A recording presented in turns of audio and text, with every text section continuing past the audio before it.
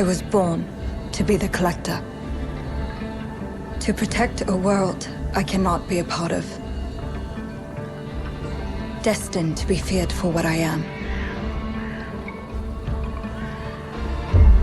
It is my fate.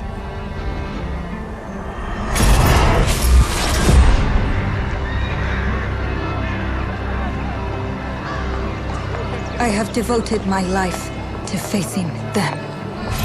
Those granted the power to raise souls. Those corrupted by their gifts. Tilting the ancient balance toward cataclysm.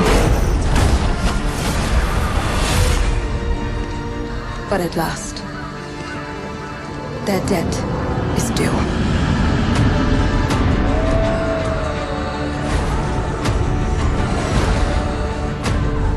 Every choice, every breath has led me to this moment. As the moon bears witness, I take the first step. My time has come. I am ready.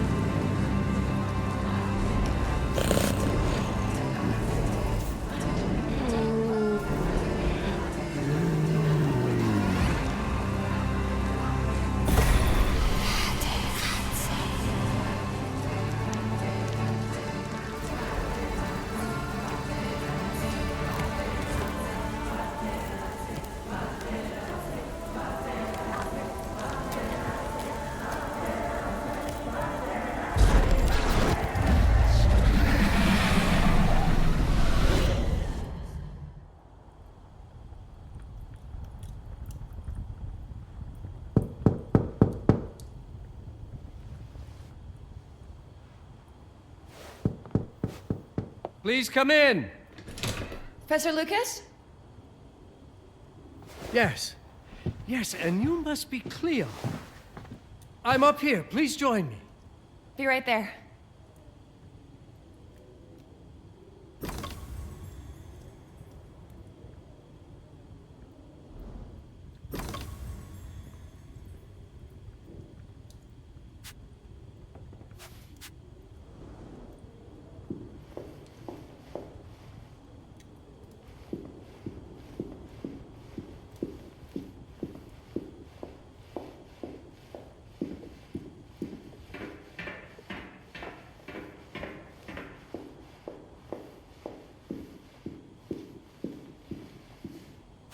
Pleased to meet you, Professor Lucas.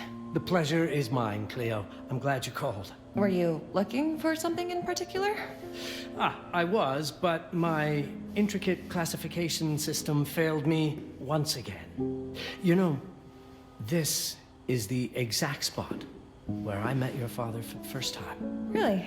Yes, he was looking for essays on Rembrandt and other Dutch masters. His arms were brimming with books. He could barely see in front of himself. That sounds like my father. Yes. I recognized myself in his eagerness to learn. The same eagerness that brings you here, I suppose. Oh. Yes.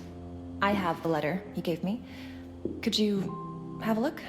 Absolutely. Let's go to my desk. So how's my dear friend Aaron?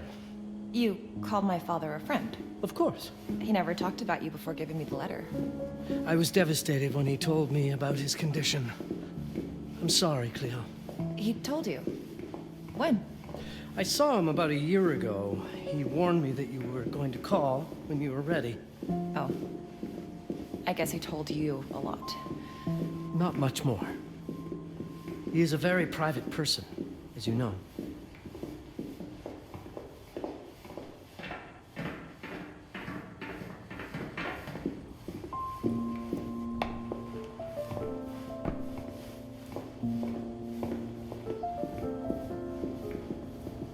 Let us settle at my desk, just there, by the fireplace. Now, let's see that intriguing letter.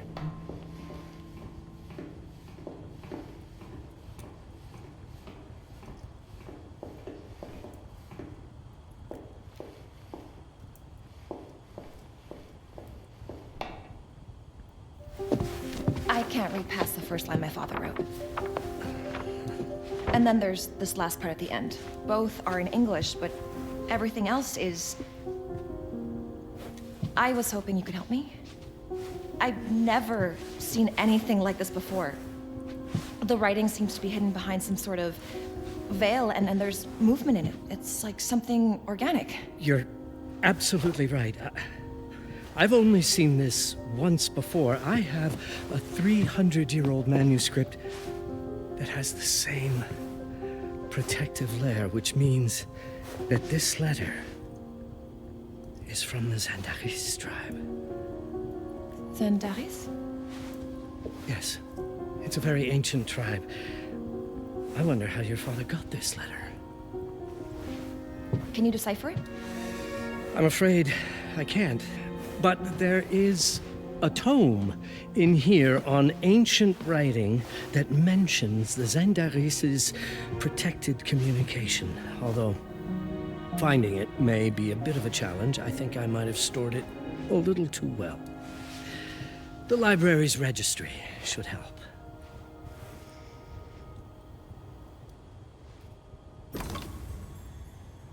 Consult the registry on the central table to locate the section on ancient writing systems.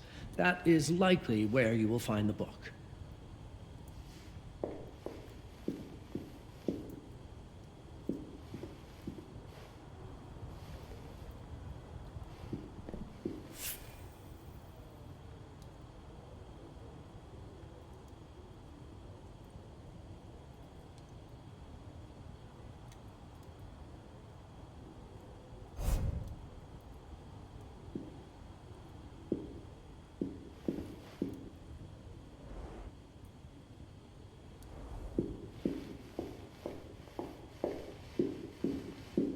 Did you find the tome? The The library's registry might help. It's on the table in the center.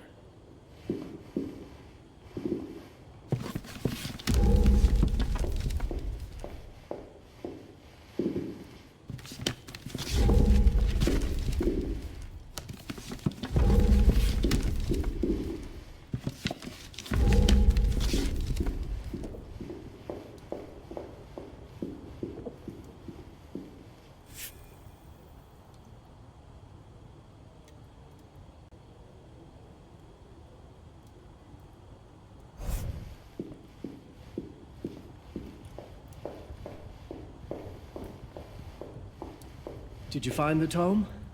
The library's registry might help. It's on the table in the center. The ancient writing system section should be here, on the main floor.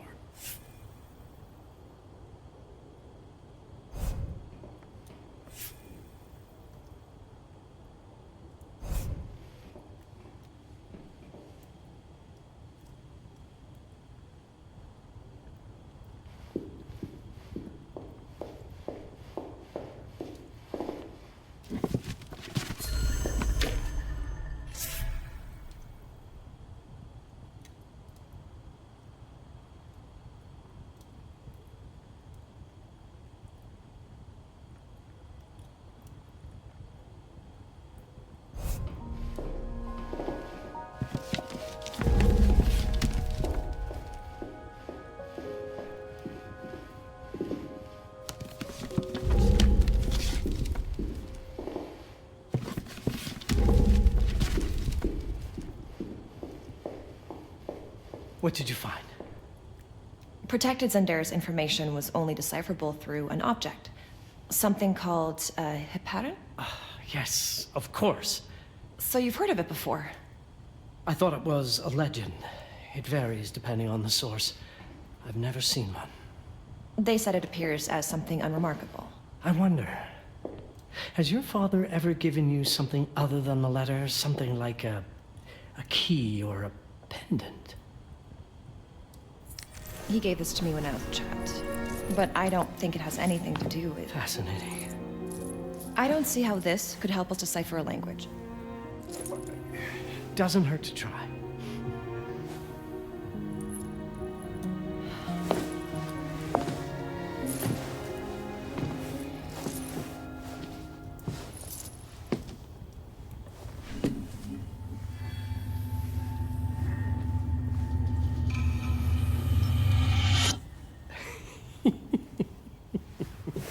It doesn't work.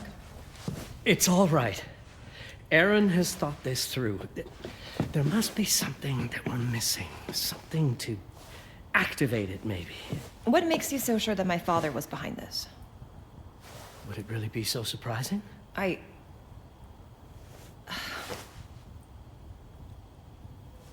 just wish he had told me more before he... I understand, but this is his way to do so. Aaron made sure that we would meet in this very room. He's a brilliant man. None of this is coincidence. Have a look around. See if there's anything that piques your interest. Something only you could notice. Did you know that my father donated a bust of Rembrandt to this school? I didn't. I'm afraid to say I never paid much attention to their donors. That must mean something, right? I know he loves this school, but... I'd say follow that lead. There's a section in this library dedicated to Rembrandt.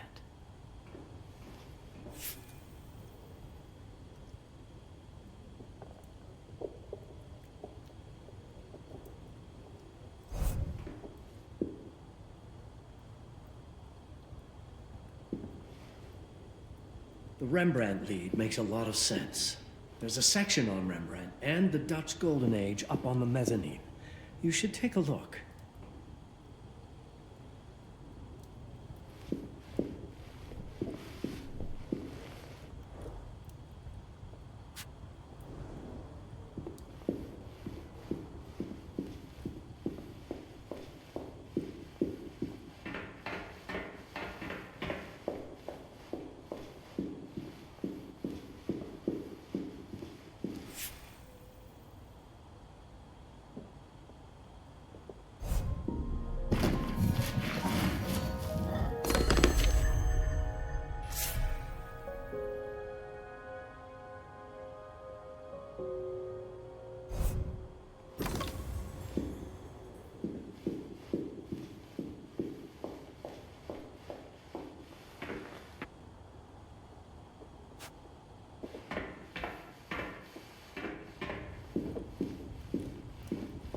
Come now, show me what you have found.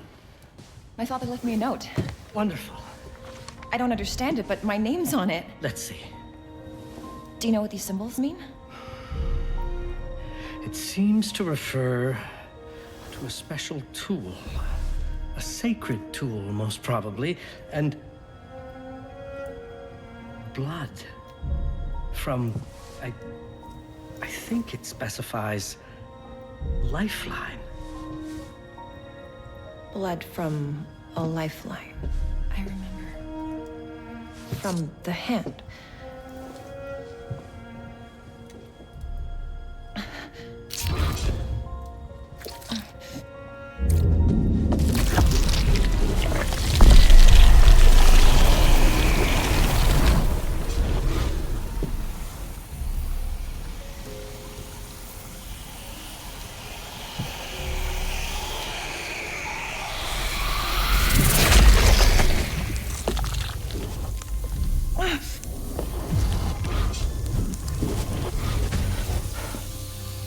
That's it. That's the Hiparan. Aim it at the letter.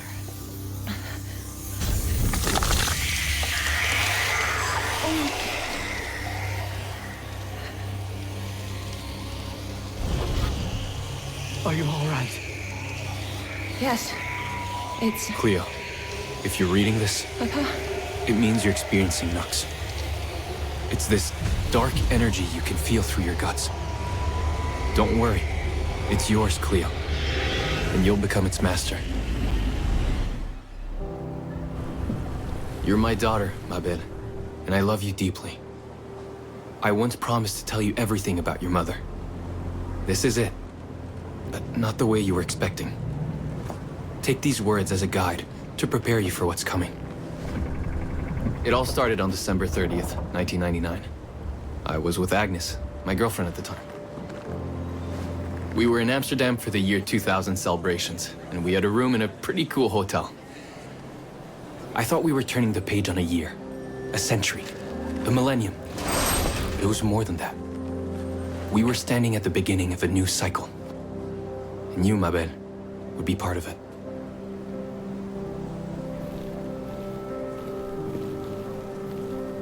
Everything starts with Agnes, as far as you and I are concerned, Cleo. But in fact, it's hard to grasp how ancient this story is.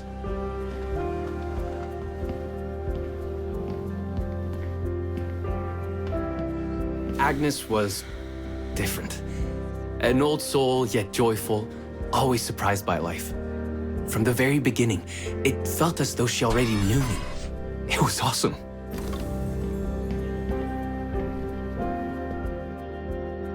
Agnes had planned something for us in our room that night. Some of her belongings had already been delivered. Ancient artifacts. I was fascinated.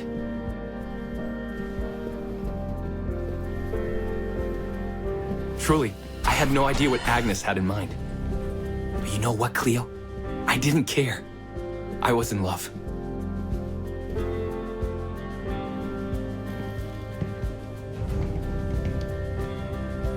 I never questioned Agnes's actions. She had a way of making me feel important and wanted. Needed, even.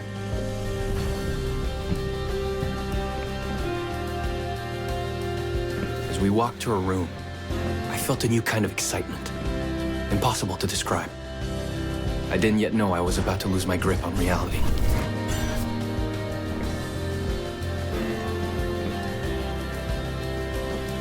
As you'll see, Mabel, losing my grip on reality is an understatement.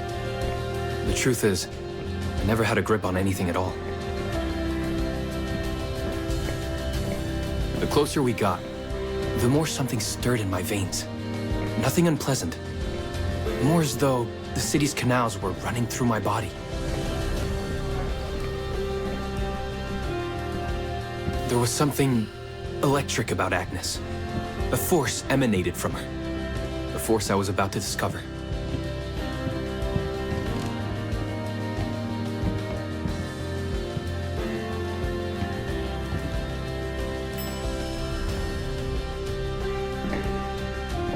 All in all, what awaited me in that room never felt threatening, Cleo. Deep inside, somehow, It always felt as though I'd been chosen. Agnes went directly to the bathroom to put on her magic touch, she said. She didn't need any in my view, but she was being literal, I guess.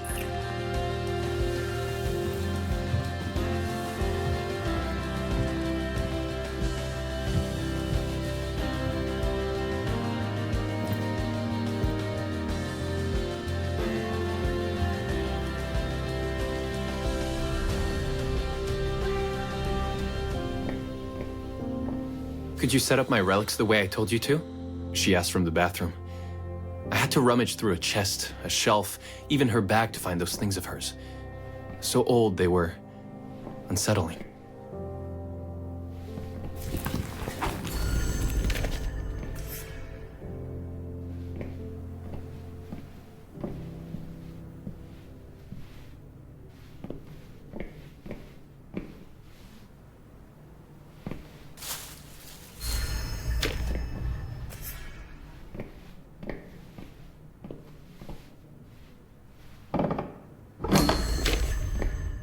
Did all my mirrors get installed? She asked.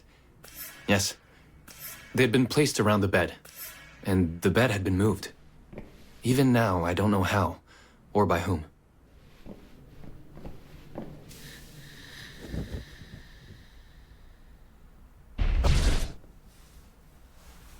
When everything was ready as Agnes requested, she came out of the bathroom.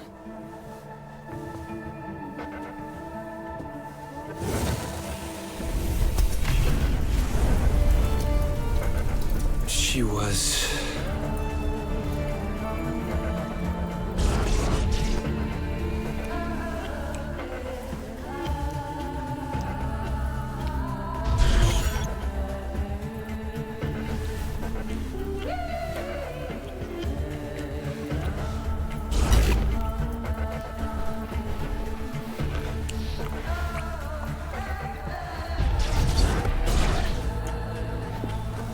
no words to describe what followed, Cleo.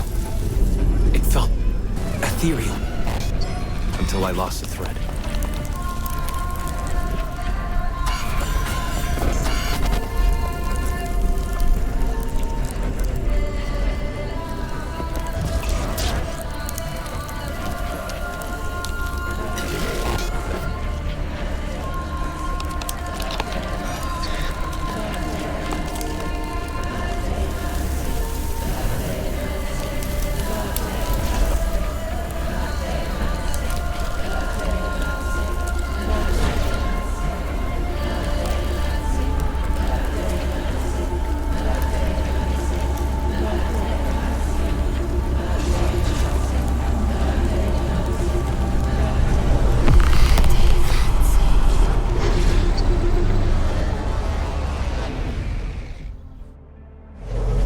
Woke up or something. I'm still not sure. I was a cat, Cleo. Yes, you read that well. I was a cat. The room was like in a nightmare. Agnes was floating, literally, and seemed frozen in time. Of course, I thought I was dreaming, but not for long. It was too real somehow. I could feel the fur on my body.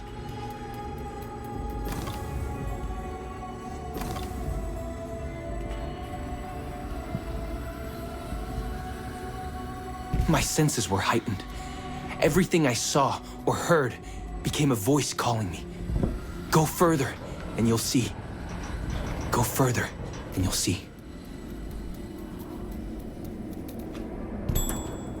The further I went, the more real my sensations became. Yet the world around me felt increasingly surreal. It was scary, disturbing, but something was definitely calling to me from what seemed to be the other side.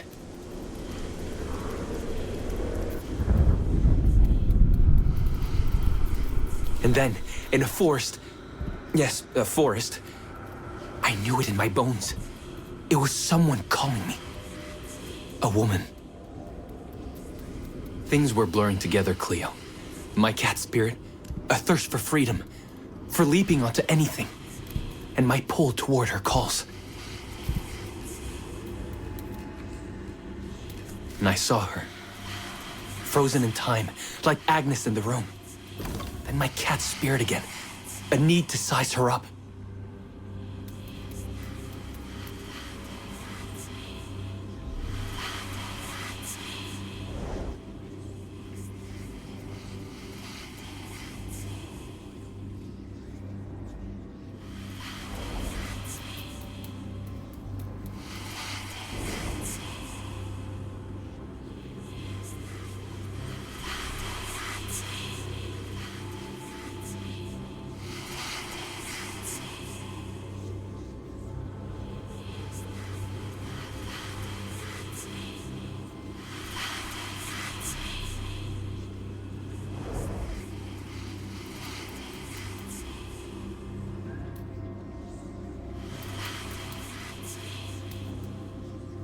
Then it happened.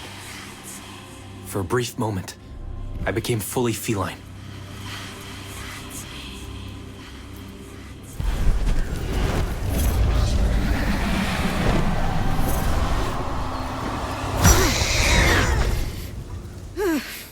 Welcome, Patarazzi.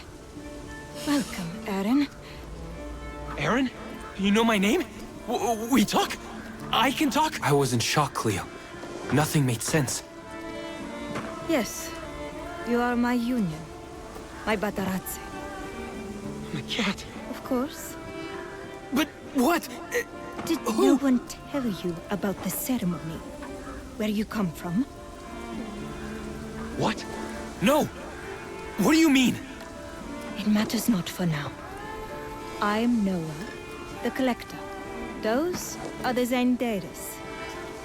Follow me, and I shall explain in all. We've much to do this night. It was the only thing I could do anyway, Cleo. That woman, Noah, she seemed like the only one who could clarify all this.